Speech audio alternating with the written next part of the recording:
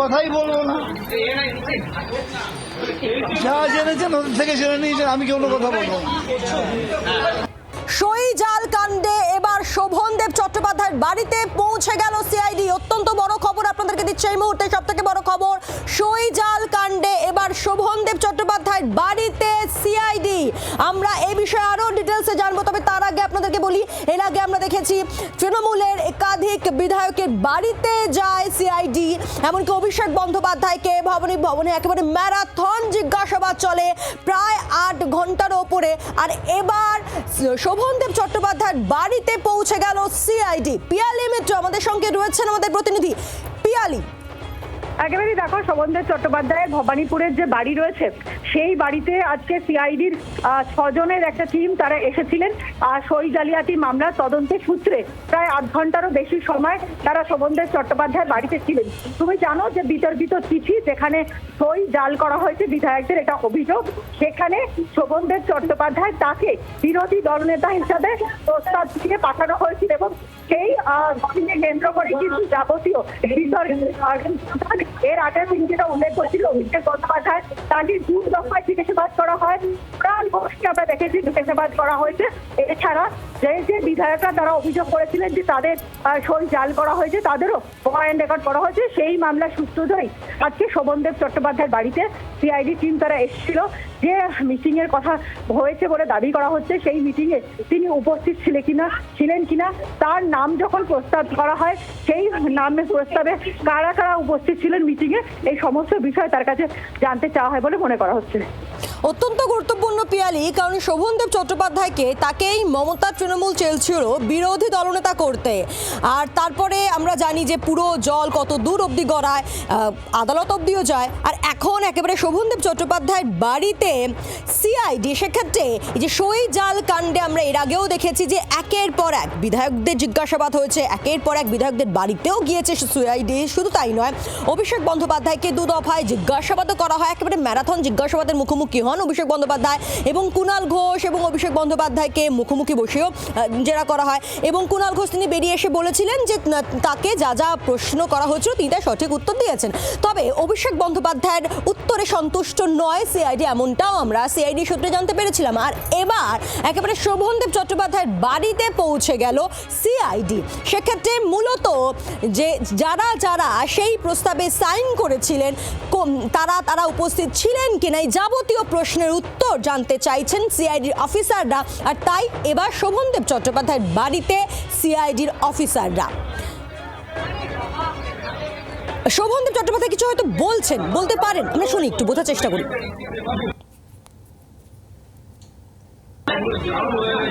কোনো কথা বলবো না, কোনো কথাই বলবো না, যা জেনেছেন ওদের থেকে জেনে নিয়েছেন, আমি কোনো কথা বলবো না। কিছু বলার নেই।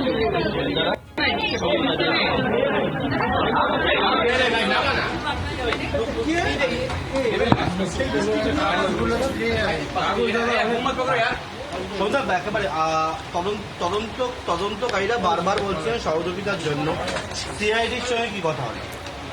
আমার সঙ্গে আমি কোনো কথা হয়েছে কি হয়েছে কিছু বলতে পারবো না। যা বলেছেন বলে দিয়ে গেছেন ওনারা, এর বেশি আমার কিছু বলার নেই।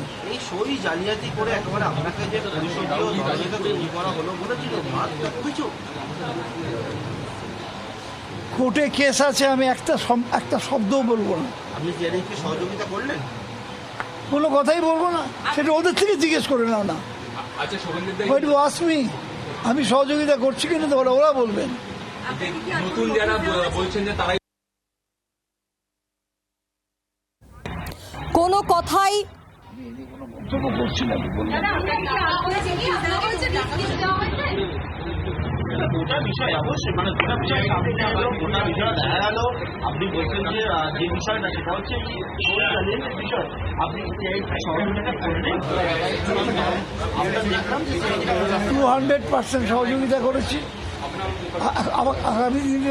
আগামী দিনেও করবো। এর বেশি আমার কিছু বলার নেই। পরিষদীয় দলনেতা তৈরি করার ক্ষেত্রে একেবারে যে টানাপোড়েন শুরু হলো এই গোটা ইস্যুটা, এবং আপনি তো এরকম মানে আপনার তো এতদিনের রাজনৈতিক ক্যারিয়ার, কোনোদিন এসব হতে হয়নি। যারা করেছেন তারা ইন্টারেস্ট নিয়ে এসে করেছেন, যা করেছেন আমাদের ভাবনার মধ্যে ওইগুলো ছিল না। যারা করেছেন কমপ্লেন করতে গেছেন স্পিকারের কাছে, তারাই এগুলো করে দিয়ে গেছেন। এটা আমাদের অবিশ্বাসের জায়গায় ছিল না কেউই, আমরা সকলকে বিশ্বাস করে মিটিংয়ে ডেকেছিলাম। তারা কারা করে দিয়ে গেছে, যারা তাড়াতাড়ি করে এখানে সেইটা করে গেছেন সোজাসুজি স্পিকারের কাছে। সবাই ছিল উপস্থিত, মানে 6 তারিখের মিটিংয়ে সবাই ছিল, ছিল তো উপস্থিত, 6 তারিখের মিটিংয়ে সবাই ছিল, একজন মাত্র ছিল না, যেটা আমি যতদূর জানি। আমি আবারও বলছি, আপনি সারাটা যদি কোনোদিনও আপনি কোনো পদের জন্য আজও নেই আমাকে, আমি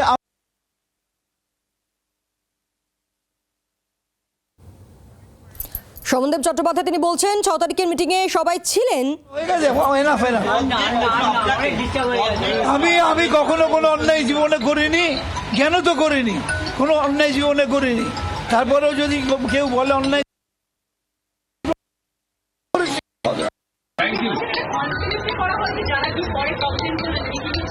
অবশ্যই তাই, অবশ্যই তাই। তারা কেউ ইন্টেনশনালি একেবারেই শুনতে পারলে যে শোভনদেব চট্টোপাধ্যায় তিনি যেটা জানালেন যে মিটিং হয়েছিল, সেই মিটিংয়ে প্রত্যেকেই উপস্থিত ছিল একজন বাদ দিয়ে, এবং তারা সেখানে সই করেন এবং অনেকে নিজেরা জাল সই করে দিয়েছেন। তিনি উল্টে বিস্ফোরক অভিযোগ করছেন এবং পরবর্তী সময় ষড়যন্ত্র করে এই ধরনের পদক্ষেপ নেওয়া হয়েছে এমনটা তার অভিযোগ। আজকে সিআইডি টিম আসে, আধ ঘন্টা মতন তার সঙ্গে তারা কথা বলেন এবং তারপরে সিআইডি টিম বেরিয়ে গেছে। ও শোভনদেব চট্টোপাধ্যায় তিনি জানালেন যে 200% তিনি তদন্তে সহযোগিতা করেছেন এবং আরও তিনি সহযোগিতা করবেন।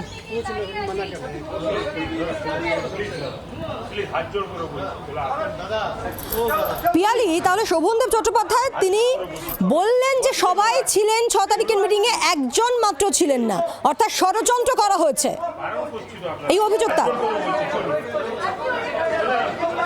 একেবারে দেখো, ষড়যন্ত্রের ইঙ্গিত দিলেন তিনি। তার অভিযোগ যে তারা কেন করলেন এটা তিনি বলতে পারবেন না, কিন্তু তার বক্তব্য যে মিটিং হয়েছিল, সেই মিটিংয়ে সকলে উপস্থিত ছিল এবং একজন মাত্র উপস্থিত ছিল না, এবং সেই মিটিং থেকে বেরিয়ে যাওয়ার পর তারা গিয়ে অভিযোগ করেছেন, এমনটাই কিন্তু শোভনদেব চট্টোপাধ্যায় অভিযোগ করছেন। এবং তার বক্তব্য যে তিনি তার আরও যেটা বক্তব্য যে 200% তিনি তদন্তে সহযোগিতা করেছেন এবং আরও তিনি তদন্তে সহযোগিতা করবেন। এই যে শোভনদেব চট্টোপাধ্যায় ভবানীপুরের যে বাড়ি, সেখানে সিআইডি টিম এসেছিল, 6 জনের টিম তারা এসেছিল এবং আসার পর তার সঙ্গে কথা বলেন, জিজ্ঞাসাবাদ তারা করেন এবং তারপর কিছুক্ষণ আগে চলে গিয়েছেন তারা। শোভনদেব চট্টোপাধ্যায় তিনি ষড়যন্ত্র, ঋতব্রত তৃণমূলকেও বিধলেন শোভনদেব চট্টোপাধ্যায়।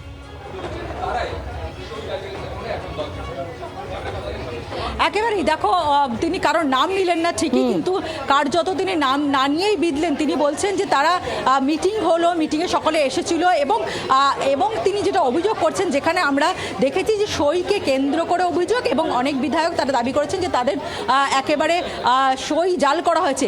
আজকে শোভনদেব চট্টোপাধ্যায় যে বিস্ফোরক দাবি করছেন, তার বক্তব্য যে অনেকে মিটিংয়ে এলেন এবং তারাই জাল সই করলেন এবং সই করে দেওয়ার পর নকল সই করে দিয়ে তারা পরবর্তী সময় গিয়ে স্পিকারের কাছে অভিযোগ দায়ের করলেন, এমনটা তার অভিযোগ। এবং এক্ষেত্রে দাঁড়িয়ে নির্দিষ্ট একটি ষড়যন্ত্রের অঙ্গ হিসাবে এই কাজ করা হয়েছে, এমনটাই তার অভিযোগ। বাংলার আওয়াজ, বাঙালির আবেগ, জি 24 ঘন্টা।